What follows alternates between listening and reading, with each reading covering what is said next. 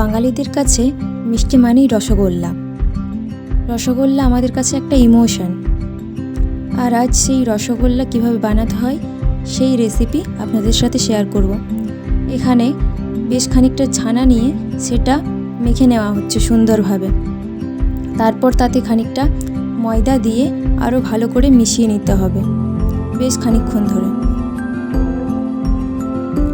যত ভালোভাবে মাখা হবে ততটাই ভালো মিষ্টিটা তৈরি হবে, না হলে কিন্তু সমস্যা হতে পারে। তারপর এখানে গোল গোল করে পাকিয়ে নেওয়া হচ্ছে রসগোল্লা।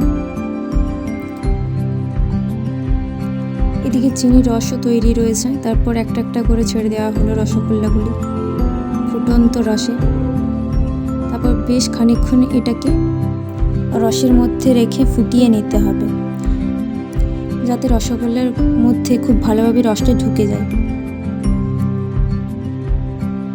এখানে আমরা আজ বানাচ্ছি নলেন গুড়ের রসগোল্লা।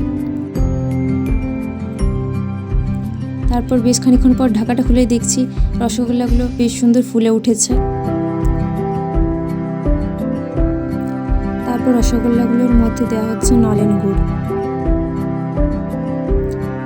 নলেন গুড়টা দেওয়ার পরও আবার বেশ কিছুক্ষণ সময় নিয়ে ফুটিয়ে নিতে হবে, যাতে নলেন গুড়ের স্বাদটা মিষ্টির মধ্যে ঢুকে যায়।